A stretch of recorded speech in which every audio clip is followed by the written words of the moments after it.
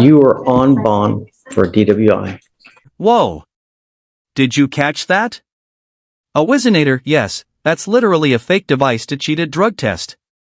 And now, this case just went from bad to felony level messy. And now you've picked up another DWI.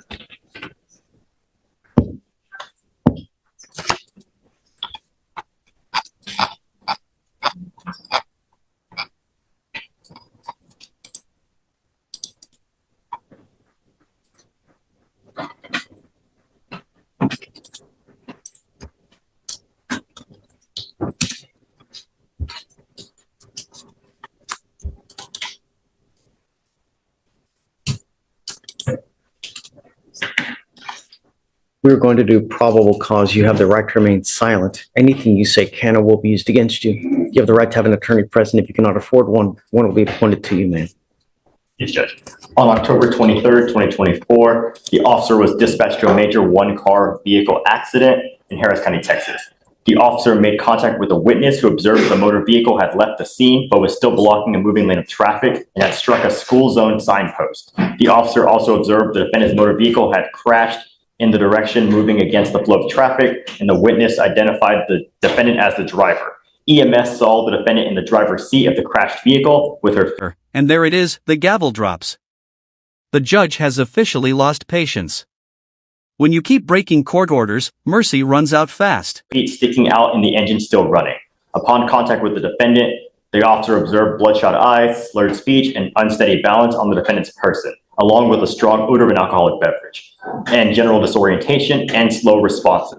When asked about the accident, the defendant stated she may have fallen asleep but did not remember the crash occurring. The defendant admitted to drinking and consuming Adderall, and she said that she was the sole occupant and operator of the motor vehicle. The officers recovered 2 open alcoholic beverage containers from the passenger side floorboard. Drinking while driving? Yes, Your Honor. And 4 unopened containers. Standard field sobriety tests were performed, HGN 4 out of 6, walk and turn 8 out of 8, and 1 leg stand 3 out of 4. A blood warrant was drafted and executed. Oof. That's a brutal call-out. The judge isn't sugarcoating anything here, he's practically holding up a mirror to this defendant's reality. Judge, on the first DWI, the lab results came back as 0.286. 0.026. 0.206, because there's a big difference. Is it 0.26? Yes, 0.286. Yes, Judge. Yes. Yes, Your Honor. That is a very high blood test. Can you run an NCIC? I'd like to know what other kind of criminal history she has, number 1. Number 2, did we have her sign a no driving affidavit on the first one? Because this is an important turn. Instead of just punishment, the judge is pivoting toward rehabilitation, trying to find the why behind the behavior. if she did, I'm going to have a contempt hearing.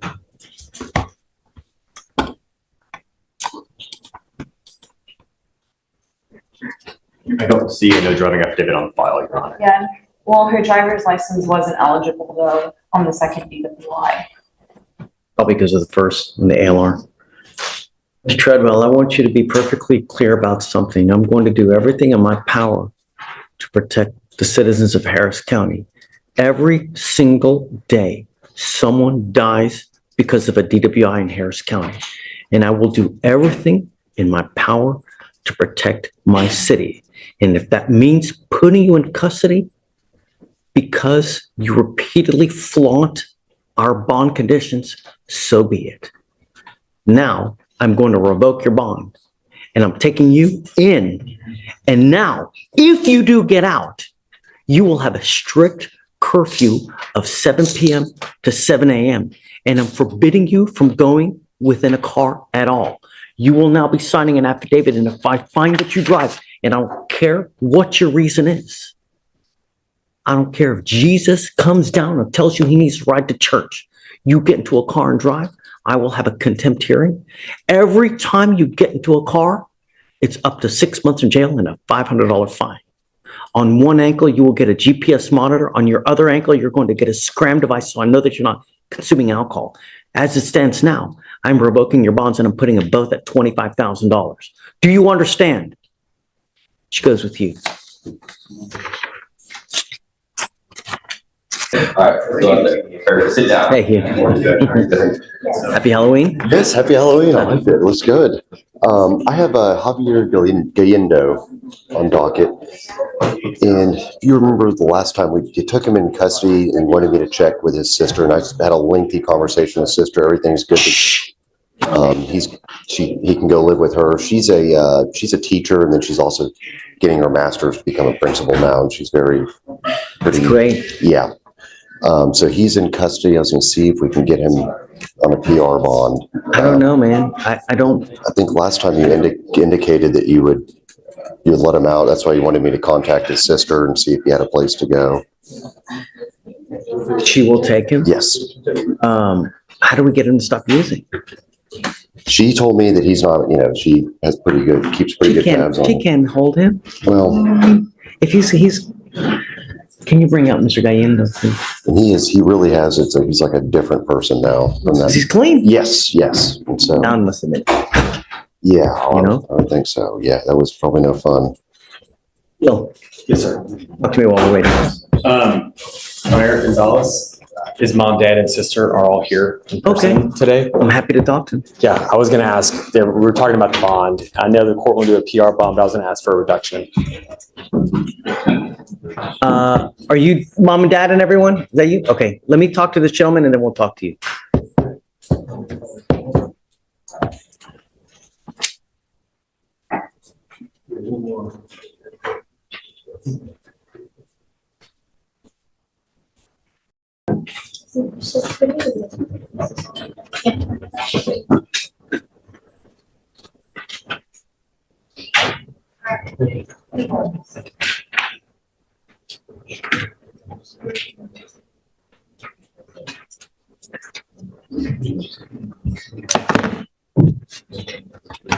Notice how the family keeps pleading for leniency while the court focuses on accountability. Tough love in real time, folks.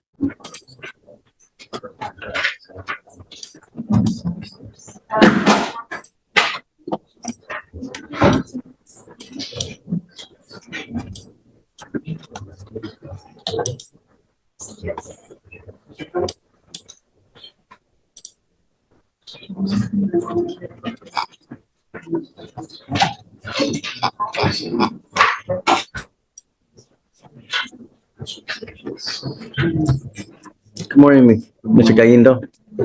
How are you? You look great. You sound good. You're coherent. You're not jittery like you were when you came here last time. Oh, I know. So Hugh wants me to let you out. Looks like you've got a place to stay with. Shh. Looks like you've got a place to stay with your sister. My only worry is that if we let you out, you're going to go back to doing right what you're doing, using. And I don't want that to happen. I know you're going to tell me no. Oh, yes. Right. You've told me that before, right? Fool me once, shame on you. Fool me twice, shame on me. How do we get it to stop? Therein lies the rub. I don't want to keep you, but I know if I release you, you're going to go back to using, and you're going to use grandma as the excuse. That was just, Perhaps it's another excuse. Perhaps it's damn. saw Bambi and you're upset at the movie. Council recess. Did we have him T-Rast? What did it recommend? It says here, followed by anger management and defeat ratings. That's what needs to happen. I think that with what you're using, the frequency of what you're using, the best course of action is a treatment facility. Because we let you out, you're going to end up killing yourself. And believe it or not, I really like you. I want you to persevere, and I want you to become the great person that you can be, Javier. I think that that's probably the wisest choice, to get him into a treatment facility. I know that you want to get him out. Yes, I'm just I've done wondering. this before. Yes, but, yeah, we're still, well, it's all pre-trial, so I don't know. I mean, is that something he can do pre-trial, or, I mean, can he do outpatient, or? I can't pay for anything. The only way I can pay for everything is if he's in there. If I let him out, he doesn't have a job, doesn't have anything. He's going to be unable to pay for anything. So therein lies the excuse. Well, I can't get it done. I ain't got no money. I ain't got no job. And then it spirals into the same thing. I don't know, Hugh. I don't. I think that the best course of action is to get you into a treatment facility, Mr. Gayen. I'll stay with my sister. I don't drink over there. I don't do nothing. I'm staying with my sister. She's a teacher. She don't let me drink. She don't let me do nothing. Yes, she, As if you're going to listen to her. Yes, of course I listen to her. She's all I have. I listen to whatever she says. I babysit her son. it seems, With him before. I wasn't with her. I wasn't staying with her. Living. Just being bad. And friends, whatever. We're friends. Street.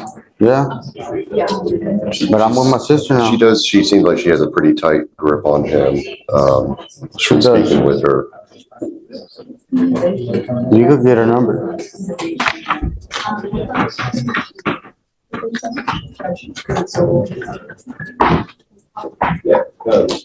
Discovery's outstanding. Your Honor, it looks like everything's uploaded and shared with the defense. And we can set the case for trial. There's a felony that's attached to this, but, I'm okay with setting it for a trial date. I am too. Okay. That way, if it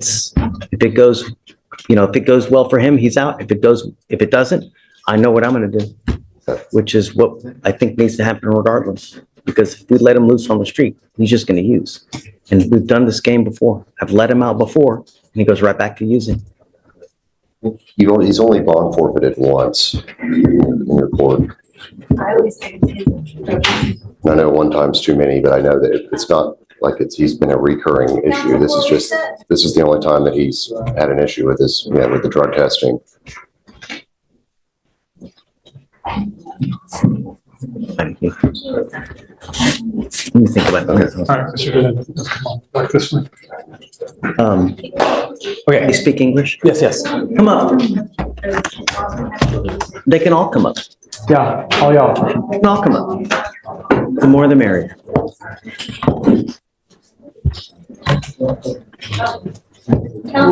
Thank you for coming. Thank you for coming. I wish it were under better circumstances. And I'm sorry that you guys are having to come here and deal with this, but better now than 6 feet under in a pine box, right? We've had a lot of issues with him. And I think that, I don't know, Bond revoked, and that's a big deal.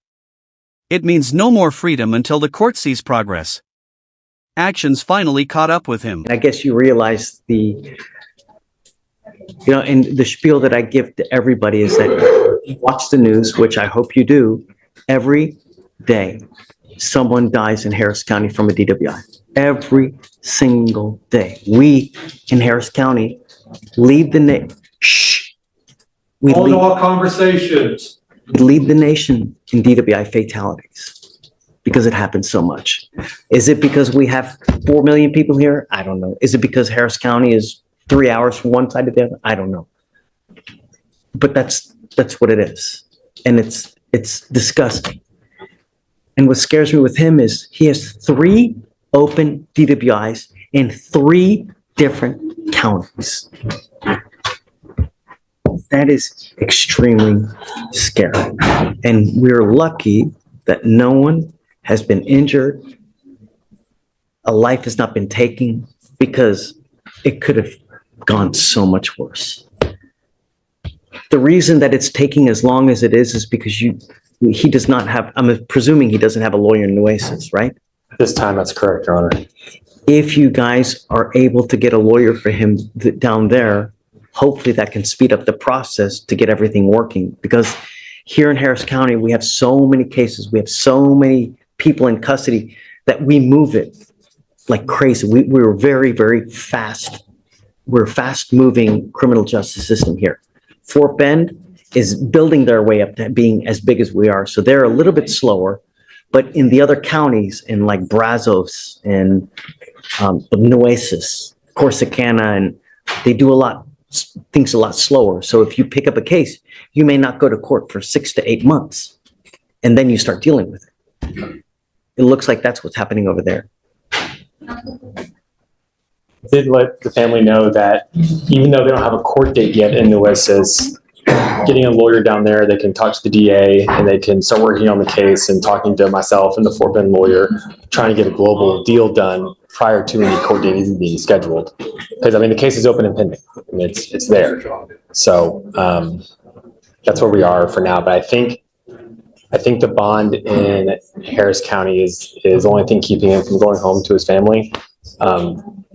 And so we're trying to figure out a way to see if the court would allow him to post maybe a lower amount for bond. It scares me to let him out. It scares me to let him out. He's repeatedly shown us that he refuses to comply with bond conditions. If I let him out, what's going to happen? Is he going to pick up a fourth? Well, I know you're going to say no, but history tells us otherwise. Sam, but I see where you're going with that. But my son is a 21-year-old kid. He's still a kid to me. And he messed up 3 times. Yes, he did. But he's ready to come out and do right with society and do the way he's supposed to. He's going to come out. He's going to live with me. He was out there living in Corpus because he turned into a welder. And I never agreed with him. I told him, I said, I don't like that for you. I'm a roofing contractor. He's going to be living under my home. And he's going to be staying with me. And I will be giving him a ride to wherever I need to take him to get his stuff straight. That's what I have, and that's what I want from him, and I know that's what he wants too. He's not a bad kid like that. He's not like what we're writing him off to be. And I see your position, and because you're telling me about all these fatalities and stuff, but that's not my son. Twice he was caught. He was parked. 150 times I tell you at AA that you're going to kill somebody. Of those 150 chances, he got 2. He decided to stop and pull over and he didn't crash with anybody. Yes, he got caught 3 times. But he's ready to not ever drink again. How many times has he not been caught? He's young. He hadn't been drinking. He hadn't been drinking until 21. Because he left and he was living on his own. He was living at my house. He didn't want to be here at my house anymore because he went out there to work. But him being a young kid, lost his girlfriend. We had a cousin of his committed suicide, so he had a lot of stuff going on in his head. But now this is real to him, and he's learned his lesson. He's ready to be out here, and he needs to come out here and start working. He's gonna work for me, and he's gonna make money to pay for all this mess that he got himself into. Right now, we're paying the price. He's in there. Why are you paying the price? Well, we're paying the price for him because he's my son, and I'll give whatever I have to get him out of there. Sorry, I really am. He is not like I don't want to. He's not like all these other people, man. I'm sorry, my kid's not like that. He's not a drug addict. He doesn't abuse anything else. He messed up with the alcohol, being too young and not knowing what to do. How do you know? How do you know? I just know it. Know my son. Hey, he was living with me for a long time. That's how I know him. And I understand and I respect it. Looking through the eyes of a father, I get this a lot. But when you have 3 DWIs in 3 different counties, judges have told you repeatedly what you can and what you can't do. And you repeatedly flaunt that and just don't. And you have shown us repeatedly you're going to do whatever you want to do, regardless of what a judge tells you. And I know that that's not what you want to hear, and I'm sorry, because I don't like to keep people in jail. But my only concern is public safety, And I know that you don't like to hear it, and it pains me to do it as a father myself as well. But I don't know how else to get him to realize that when you don't abide by court orders, this is what happens. And Judge, you read people, you see people, you've seen my son. See him. And I'm telling you, he's not gonna do this again. We want him out here Said so that he can times start before. working, he can work for me and he start paying for his stuff. He He said does that not, he two does times no good before. to anyone in there. I mean, he does no good to anyone, for anyone in there. But it does though. Protects the public.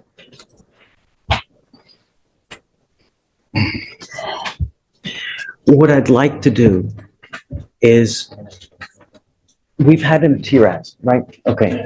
So what we do is I have clinicians on staff who evaluate him and tell us what the proper course of action is. We've had our clinicians evaluate him, and Substance abuse treatment facility followed by sober court. what that is that it's a treatment facility that's kind of like a long-term rehab type facility where it teaches him how to deal with the issues, cope, and not use alcohol as a way to cope, as a coping mechanism. After he does that rehab, we have him going into sober court, which is a long-term, an 18-month program that supervises him by one of the actual judges here that keeps him under their wing and meets with them on 2 times a month, where he would come to court, meet with them to ensure that he's on the straight and narrow. While he's with me now, I can pay for it. If he's on the outside, I can't pay for anything. That program with other. Right, and unfortunately, we want to do that, but I can't do anything until those other 2 cases are resolved. The idea what Will had was you've got a lawyer in Fort Bend, you have to get a lawyer in Nueces.